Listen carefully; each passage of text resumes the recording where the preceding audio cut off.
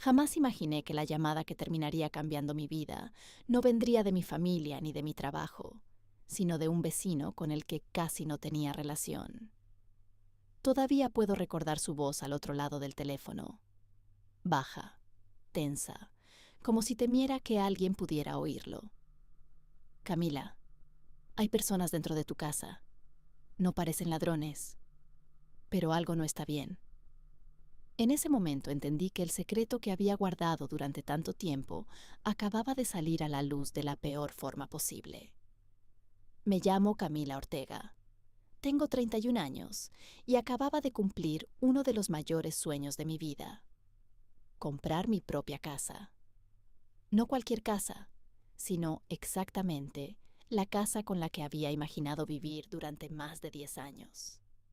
Lo logré completamente sola, sin ayuda de nadie, sin herencias familiares, sin préstamos de mis padres.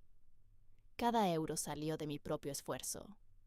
Noches sin dormir, proyectos aceptados cuando ya estaba al límite, sacrificios silenciosos que nadie vio. Y aún así, decidí no contárselo a mi familia. No era porque no los quisiera, era porque sabía perfectamente cómo reaccionarían. Soy arquitecta especializada en vivienda sostenible. Diseño casas pensadas para durar, para integrarse con el entorno y reducir el impacto ambiental sin renunciar a la belleza ni a la comodidad. Para mí, la arquitectura nunca ha sido solo un trabajo. Es una manera de ver el mundo. Pero en mi familia siempre lo vieron de otra forma. Para ellos era una elección rara, poco práctica, casi un capricho. Desde que entré en la universidad, cada reunión familiar incluía la misma pregunta disfrazada de preocupación: ¿y eso realmente da dinero? Yo sonreía, cambiaba de conversación y seguía adelante. Durante 6 años viví en un apartamento diminuto en el centro de la ciudad. Apenas tenía unos 55 metros cuadrados y el alquiler subía cada año sin piedad. Mi mesa de dibujo servía como comedor, escritorio y a veces incluso como lugar improvisado para dejar la ropa. Dormía en un sofá cama que chirriaba cada vez que me movía, pero el apartamento tenía una ventaja: estaba cerca de todo. Estudios de diseño, posibles clientes, cafeterías donde podía trabajar durante horas sin que nadie me molestara. Era incómodo, sí, pero tenía un objetivo claro. Cada sacrificio tenía un propósito. La dinámica en mi familia nunca fue sencilla. Mis padres siempre tuvieron una clara preferencia por mi hermano mayor, Mateo. Él me llevaba 3 años y siguió exactamente el camino que ellos consideraban correcto. Estudió empresariales, consiguió trabajo en una firma financiera prestigiosa, se casó con una mujer que parecía sacada de una revista y construyó lo que todos llamaban la familia perfecta. En cada comida familiar, Mateo y su esposa eran el ejemplo. Sus vacaciones, su casa en las afueras, sus coches nuevos.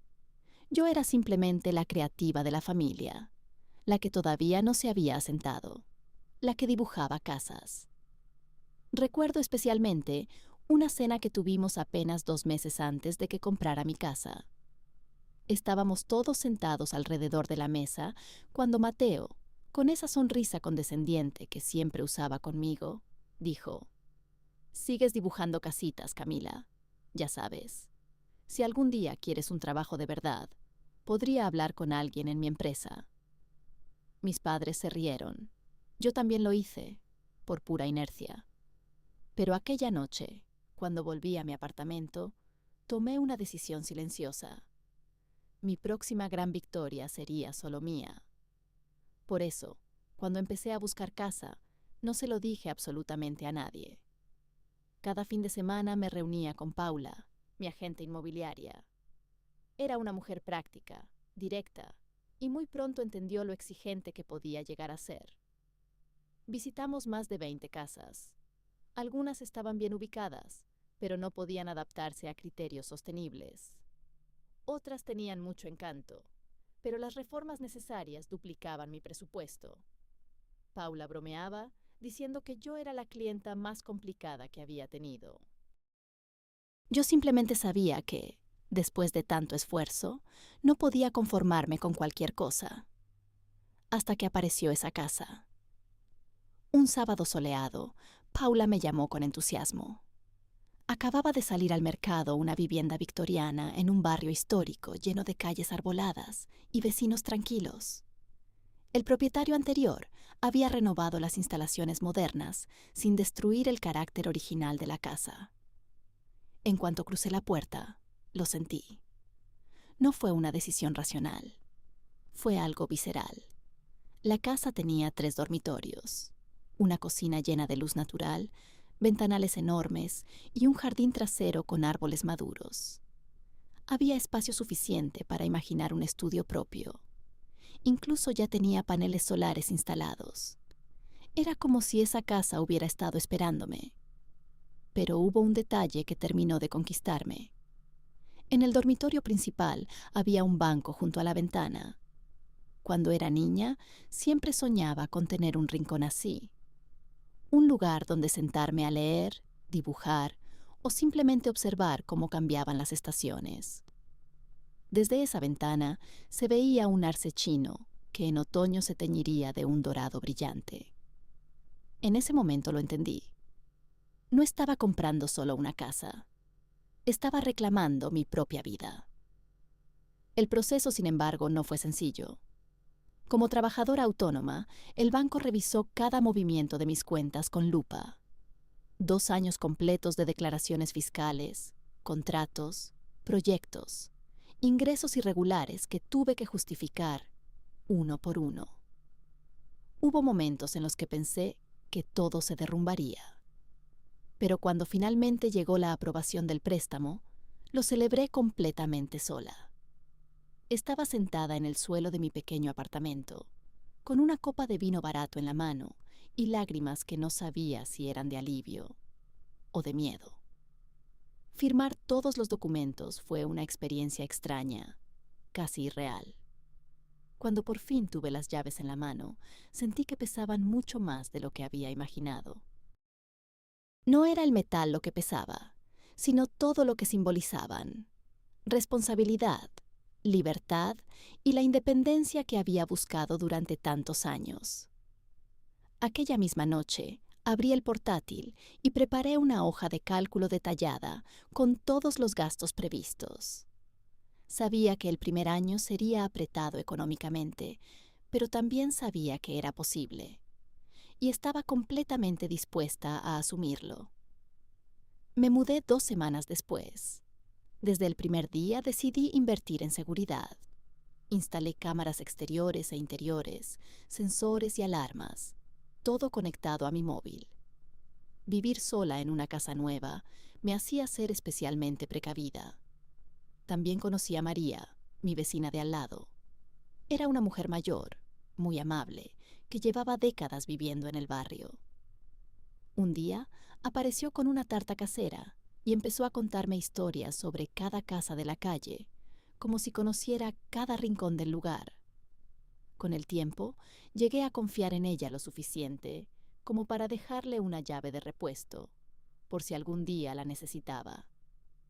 Nunca imaginé que ese pequeño gesto de confianza terminaría volviéndose en mi contra. 4 semanas después, cuando la casa por fin comenzaba a sentirse realmente mía, decidí organizar una pequeña fiesta de inauguración. Sería el momento perfecto para revelar mi secreto y mostrarle a mi familia lo que había conseguido. Pero antes de que pudiera hacerlo, surgió una urgencia en el trabajo.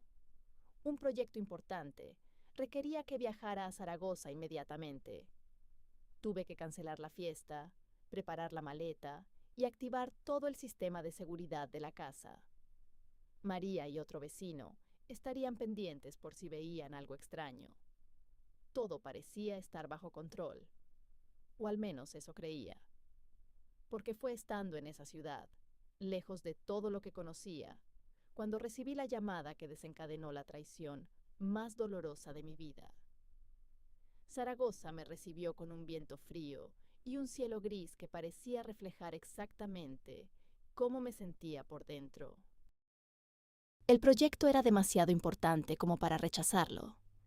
Se trataba de un gran complejo residencial sostenible, uno de esos trabajos capaces de impulsar una carrera o arruinarla. Yo era la arquitecta principal, y cualquier error podía costarle millones a la empresa. Así que respiré hondo. Me recordé a mí misma que mi casa estaba segura y me concentré completamente en el trabajo. Los primeros 3 días fueron caóticos.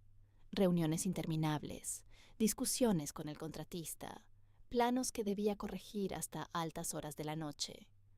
Dormía muy poco y, para ser honesta, tampoco comía bien. Aún así, cada vez que tenía un momento libre, abría la aplicación de seguridad en mi móvil. Ver mi casa tranquila, vacía y con las luces apagadas me daba una sensación inesperada de paz. Aunque estuviera a kilómetros de distancia, seguía siendo mi refugio. La cuarta noche, alrededor de las 8, estaba revisando unos últimos ajustes en la habitación del hotel cuando mi teléfono comenzó a sonar. Era un número local que no conocía. Dudé unos segundos antes de contestar. Sí, dije con tono profesional. Señorita Ortega, respondió la voz de un hombre mayor, seria pero educada. Soy Marco Salazar, su vecino de enfrente. María me dio su número. Hizo una breve pausa antes de continuar. No quiero alarmarla, pero ahora mismo hay varias personas dentro de su casa. Sentí cómo el estómago se me encogía de golpe. ¿Cómo dice? Pregunté mientras me incorporaba de la cama. Hay coches estacionados en su entrada. Las luces están encendidas. Y puedo oír música. También hay niños, añadió. Mi mente empezó a buscar alguna explicación lógica. Tal vez un fallo del sistema de seguridad, pensé. Quizá algún error de la empresa que lo había instalado. Pero nada terminaba de encajar. Le agradecí la llamada, colgué y abrí la aplicación de las cámaras con las manos temblorosas. La imagen tardó unos segundos en cargarse. Primero apareció la cámara exterior. Había 3 coches estacionados exactamente como Marco había dicho. Un todoterreno gris, una berlina blanca y una monovolumen plateada. Sentí como mi corazón empezaba a latir cada vez más rápido. Cambié a la cámara del salón y entonces lo vi. Mateo estaba sentado en mi sofá nuevo, completamente relajado, con una copa en la mano, como si aquella casa siempre hubiera sido suya. A su lado, su esposa revisaba mis estanterías con una expresión crítica. Sus hijos corrían por el salón y saltaban sobre el banco junto a la ventana, el mismo rincón con el que yo había soñado durante tantos años. Durante unos segundos me quedé paralizada. No podía procesar lo que estaba viendo. Después llegó la rabia, una oleada caliente que me recorrió todo el cuerpo. ¿Cómo habían entrado? ¿Quién les había dado acceso? Intenté llamar a Mateo de inmediato, pero la llamada fue directamente al buzón de voz. Volví a mirar las cámaras. En la cocina habían dejado comida sobre la encimera, botellas de vino abiertas, migas por todas partes. Todo aquello que yo había cuidado con tanto detalle estaba siendo tratado como si no tuviera ningún valor. Marqué el número de María enseguida. Contestó al segundo tono. Su voz sonaba nerviosa. Camila, lo siento muchísimo, dijo antes de que yo pudiera pronunciar una sola palabra. Tu hermano vino esta tarde. Dijo que habías tenido un accidente en Zaragoza y que necesitaba recoger unos documentos urgentes que guardabas en casa. Sentí un frío recorrerme la espalda. María, yo no he tenido ningún accidente, respondí lentamente. Y jamás te envié ningún mensaje. Al otro lado del teléfono se hizo un silencio pesado. Oh, Dios mío, susurró finalmente. Entonces me engañó. Me explicó que Mateo había llegado muy alterado, hablando de hospitales y de papeles médicos. Después llamó a su esposa para que lo ayudara a buscar los supuestos documentos. Cuando empezaron a llegar más coches, María dudó por un momento, pero pensó que todo estaba autorizado por mí. Intenté tranquilizarla lo mejor que pude. No era su culpa. Mateo siempre había sabido cómo manipular a la gente cuando quería conseguir algo. Colgué el teléfono y volví a abrir la aplicación de las cámaras, esta vez activando también el sonido. En el dormitorio principal, Mateo observaba las paredes recién pintadas con una expresión de desprecio. Siempre ha tenido un gusto extraño, decía. Parece una clínica. Su esposa asentía mientras tomaba fotos con su móvil. Si nos mudáramos aquí, tendríamos que cambiar todo, respondió. La palabra mudáramos me dejó helada. En la habitación de invitados, sus hijos estaban abriendo cajas donde guardaba recuerdos de mis viajes. En el salón, uno de ellos golpeaba el piano con las manos sucias, produciendo sonidos desordenados. En la cocina, Mateo y su esposa hablaban en voz baja. Subí el volumen. No entiendo cómo pudo pagar una casa así, decía ella. Con lo que gana, esa hipoteca debe estar asfixiándola. Mateo soltó una risa corta y seca. Seguro. O quizá hay algo que nunca nos contó. Y entonces dijeron lo que realmente estaban pensando. Podríamos ayudarla, sugirió ella con una sonrisa calculada. Mudarnos aquí y compartir los gastos. Mateo asintió lentamente. O comprarle la casa. Cuando empiece a sentir la presión económica, aceptará. Podemos hacerle creer que le estamos haciendo un favor. Sentí náuseas. No era curiosidad ni preocupación. Era un plan. La situación empeoró cuando Mateo entró en mi despacho, mi espacio de trabajo. Abrió cajones, sacó carpetas y empezó a extender mis documentos sobre la mesa. Papeles de la hipoteca, planos, información financiera. Veamos en qué problema se ha metido la hermanita, murmuró su esposa. Se acercó para mirar los documentos junto a él. Ha puesto mucho dinero de entrada, dijo sorprendida al leer las cifras. Esto no tiene sentido. En ese momento comprendí que aquello ya no era solo una invasión de mi casa. Estaban cruzando una línea mucho más peligrosa. Mi privacidad, mis datos personales, todo estaba siendo violado. Y lo peor aún estaba por llegar. Mateo tomó su teléfono y llamó a mis padres desde mi propio salón, activando el altavoz. No vais a creer dónde estoy, dijo con un tono exageradamente alegre. Estoy en la nueva casa de Camila. Al otro lado de la línea, las voces sonaban sorprendidas. ¿Cómo pudo pagar algo así?, preguntó mi madre. Mateo respondió sin dudar. Recibió dinero de una tía lejana. Nos lo ocultó. Me quedé paralizada. Era una mentira descarada. Y aún así, mis padres la aceptaron sin cuestionarla. Podía escuchar su decepción, su indignación, pero dirigida hacia mí. Mateo sonreía mientras hablaba, claramente satisfecho. Cuando vuelva, deberíamos organizarle una fiesta sorpresa, sugirió su esposa. Que venga toda la familia. En ese momento entendí que esa supuesta celebración sería una trampa. Pero el verdadero punto de no retorno llegó cuando Mateo encontró la caja fuerte dentro de mi armario. Lo vi intentar abrirla. Intentó forzar la cerradura. Cuando finalmente la abrió, sacó mis documentos más importantes. Fotografió mi pasaporte, mis cuentas bancarias y la escritura de la casa. Mientras tanto, sus hijos dibujaban con rotuladores en mis paredes y derramaban zumo sobre el piano. Nadie los detenía. Nadie decía una palabra. Todo lo trataban como si ya les perteneciera. En ese instante dejé de temblar. Algo dentro de mí cambió. Ya no estaba confundida ni dudando. Estaba decidida. Cerré la aplicación, abrí el marcador del teléfono y llamé directamente a la policía local.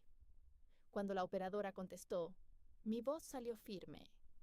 Necesito reportar personas no autorizadas dentro de mi casa.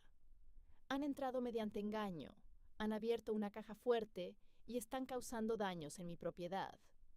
Tengo todo grabado en vídeo. Y sí, son miembros de mi familia. Mientras hablaba, sentí una calma extraña. Ese tipo de calma que aparece cuando sabes que, pase lo que pase después, has decidido protegerte. La operadora me pidió que confirmara la dirección, mi identidad y si sabía exactamente quiénes estaban dentro de la casa. Respiré hondo antes de responder. Sí, es mi hermano, su esposa y sus hijos. No tienen autorización para estar allí.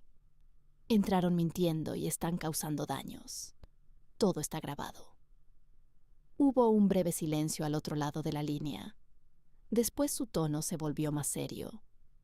Entendido, señora Ortega. Enviaremos una patrulla inmediatamente. ¿Hay alguna persona de confianza cerca de la vivienda? Pensé de inmediato en María. Sí, respondí. Mi vecina. Ella puede confirmar lo que ocurrió. La operadora tomó nota y me pidió que permaneciera disponible por teléfono. Colgué y llamé a María. Contestó de inmediato. La policía va en camino, le dije. Necesitarán que expliques cómo mi hermano consiguió la llave. No dudó ni un segundo. Por supuesto, Camila. Lo que hizo ese hombre fue un engaño. Yo misma se lo diré a los agentes. Su voz sonaba firme, aunque aún cargaba con culpa. Aún así, me dio fuerzas. Volví a abrir la aplicación de las cámaras. En la cocina, Mateo y su esposa brindaban con otra copa de vino. Se reían. Hablaban de mover muebles, de reorganizar espacios, de hacer la casa más familiar. En el salón, uno de los niños había arrancado una de las teclas del piano. El sonido del instrumento desafinado me atravesó como un cuchillo. Cada segundo que pasaba, se sentía como una nueva humillación. Entonces vi algo que hizo que mi sangre hirviera. Mateo estaba hablando otra vez por teléfono. Sergio, es solo una consulta hipotética, decía en voz baja, pero claramente audible. Si un familiar puede demostrar que el propietario no está gestionando bien sus finanzas, ¿existe alguna forma de intervenir? ¿Copropiedad? ¿Poder notarial? Algo por el estilo. No podía escuchar la respuesta que le daban, pero por las preguntas quedaba claro lo que estaba intentando averiguar. Aquello no era una fantasía pasajera. Mateo estaba investigando seriamente cómo podía quitarme la casa. 5 minutos después, la cámara exterior mostró un destello azul reflejándose en la fachada. La patrulla de policía acababa de llegar. El coche se detuvo frente a mi casa y 2 agentes bajaron del vehículo para acercarse a la puerta. Sentí el corazón golpeándome el pecho. Mateo abrió con una sonrisa tranquila, demasiado ensayada. Buenas noches, oficiales. ¿Pasa algo? Uno de los agentes respondió con voz firme. Recibimos un aviso por presencia no autorizada en esta vivienda. ¿Usted vive aquí? Mateo negó con naturalidad. No, es la casa de mi hermana. Está fuera por trabajo. Nos pidió que viniéramos a revisar algunas cosas. ¿Cómo accedieron a la propiedad?, preguntó el agente. Mateo levantó la llave. Ella misma nos la dio. El policía asintió lentamente. Necesitaremos confirmarlo con la propietaria. ¿Puede llamarla? Vi cómo la seguridad de Mateo se quebraba por un instante. Está en reuniones, respondió. Es difícil contactarla ahora mismo. En ese momento, María apareció en la imagen caminando con paso decidido. Disculpen, dijo con firmeza. Yo soy la vecina. Y eso no es verdad. Los agentes se giraron hacia ella mientras explicaba lo ocurrido. Les contó cómo Mateo había llegado hablando de un supuesto accidente en Zaragoza, cómo había mostrado mensajes falsos y cómo ella, preocupada, le había entregado la llave. La expresión de Mateo cambió por completo. La sonrisa desapareció. Esto es solo un malentendido familiar. Insistió con un tono ahora más defensivo. Somos hermanos. Compartimos todo. El agente negó con la cabeza. La propietaria ya confirmó que ustedes no tenían autorización para entrar. Además, nos ha enviado pruebas de daños y de acceso fraudulento. Necesitamos que todos abandonen la vivienda ahora mismo. En ese momento apareció la esposa de Mateo, visiblemente indignada. ¿Nos están echando? Esto es absurdo. Somos familia. El agente mantuvo la calma. Sean familia o no, no tienen derecho legal a estar aquí. Mientras les pedían que recogieran sus cosas, uno de los agentes revisó a Mateo y encontró varios de mis documentos en el bolsillo de su chaqueta. María los reconoció de inmediato. Eso estaba en la caja fuerte de Camila, afirmó. Fue suficiente. Los agentes le quitaron la llave, ordenaron que salieran de la casa inmediatamente y comenzaron a tomar nota de los daños visibles. Yo observaba todo desde la pantalla del móvil con una mezcla extraña de alivio y tristeza. Alivio porque, por fin, alguien estaba poniendo límites. Tristeza porque ese alguien no era mi propia familia. Cuando la casa quedó vacía, los agentes hicieron una última revisión con María presente. Después me llamaron para informarme. La vivienda ha sido asegurada, dijo uno de ellos. Le recomendamos cambiar las cerraduras y los códigos de seguridad en cuanto regrese. Les agradecí su profesionalidad y colgué.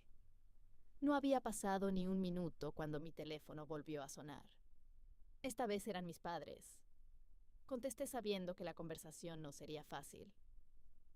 ¿Qué está pasando, Camila?, preguntó mi padre con tensión en la voz. Mateo dice que llamaste a la policía. Respondí con calma. Sí, porque mintió para entrar en mi casa, forzó mi caja fuerte, revisó mis documentos y permitió que dañara mi propiedad. Hubo un silencio incómodo. ¿Y la herencia?, preguntó mi madre finalmente. No hubo ninguna herencia, respondí. Eso fue una mentira de Mateo. Les dije que explicaría todo cuando nos viéramos en persona. Al día siguiente colgué y me dejé caer sobre la cama del hotel completamente agotada. Dormí muy poco. A la mañana siguiente, tomé el primer vuelo de regreso, pagando un precio ridículo por el billete. No me importó. Solo quería volver a mi casa. Cuando entré, el golpe emocional fue inmediato. Las paredes estaban manchadas, algunos objetos fuera de lugar y el piano había sufrido daños. Cada rincón de la casa me recordaba la invasión. Pasé horas revisando todo, limpiando y documentando los desperfectos. Cambié cerraduras, códigos de seguridad, absolutamente todo. Esa noche me senté sola en el banco junto a la ventana, mirando el arce chino del jardín. Y lloré. No solo por la casa. Lloré por la ilusión rota de creer que mi familia siempre estaría para protegerme. 3 días después, nos reunimos todos en casa de mis padres. La tensión se podía sentir en el ambiente. Mateo y su esposa estaban sentados juntos, con expresiones ofendidas. Mis padres parecían rígidos y nerviosos. Yo llegué con una carpeta y mi tableta. Antes de que nadie empezara a hablar, tomé la palabra. Antes de que digan nada, quiero mostrarles algo. Reproduje los videos uno tras otro. Las mentiras, los planes, los daños, la llamada sobre la falsa herencia. El silencio en la sala fue absoluto. Mi madre se llevó la mano a la boca. Mi padre miró a Mateo con una mezcla de ira y decepción. ¿Es verdad?, le preguntó. Mateo bajó la mirada. Murmuró algunas excusas. Habló de celos, de sentirse frustrado, incluso de depresión. No lo justifiques, dije con firmeza. Nada de eso cambia lo que hiciste. Cruzaste límites legales y personales. Entonces, establecí mis condiciones con total claridad. Necesitaba distancia, tiempo, respeto. No volverían a entrar en mi casa. Seguiría viendo a mis sobrinos, pero solo bajo mis propias condiciones. Por primera vez, mis padres asintieron sin discutir. Mateo no dijo nada más. Su esposa, visiblemente molesta, simplemente cruzó los brazos. Salí de aquella casa sintiéndome extrañamente ligera. Dolida, sí, pero firme. Por primera vez en mi vida había defendido algo que realmente era mío. No solo una casa, sino mi propia vida. Las semanas que siguieron no fueron sencillas. pero sí necesarias.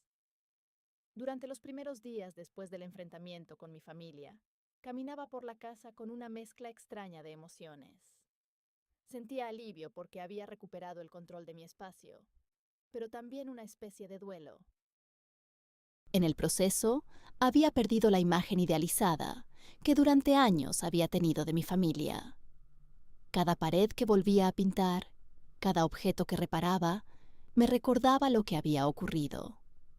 Pero también era una forma silenciosa de reafirmar que aquella casa seguía siendo mía. Contraté a un técnico para reparar el piano. El líquido había dañado varias teclas y parte del mecanismo interno. No fue una reparación barata, pero cuando por fin volví a tocar las primeras notas después de arreglarlo, sentí algo que no experimentaba desde hacía mucho tiempo. Paz. No una paz ingenua ni frágil, sino una paz ganada. La que llega después de atravesar algo doloroso y salir del otro lado con una comprensión más clara de todo. También repinté las paredes que los niños habían marcado con rotuladores. Decidí hacerlo yo misma, no para ahorrar dinero, sino porque necesitaba ese gesto simbólico. Cada pincelada era como borrar una parte de la invasión, como recordar que nadie tenía derecho a cruzar mis límites, ni siquiera alguien con quien comparto sangre. También tomé una decisión importante: buscar ayuda profesional. Durante años había normalizado comentarios hirientes, comparaciones constantes y ese favoritismo silencioso que siempre favorecía a Mateo. En terapia, comprendí algo que nunca había formulado con claridad. Crecer dentro de una familia no significa necesariamente crecer en un entorno emocional sano. Aprendí que poner límites no es egoísmo, es supervivencia. Empecé a nombrar lo que sentía sin sentir la necesidad de justificarlo. Dejé de explicarme ante personas que ya habían decidido no escuchar. Con el tiempo, mis padres comenzaron a llamarme con una actitud distinta. Ya no exigían respuestas, ahora las pedían. Para mí, fue un pequeño avance. Poco a poco, empezaron a aceptar que yo era una adulta independiente, capaz de tomar decisiones sin su aprobación. No fue un cambio mágico ni inmediato, pero sí fue real. Mateo, en cambio, permaneció en silencio durante semanas. Y yo respeté ese silencio. No porque no doliera, sino porque comprendí que sanar no siempre significa reconciliar. Decidí concentrarme nuevamente en mi trabajo. Acepté nuevos proyectos, algunos bastante exigentes, y me sumergí en ellos con una energía que hacía tiempo no sentía. Diseñar espacios sostenibles, imaginar hogares pensados para el futuro, volvió a recordarme por qué había elegido este camino.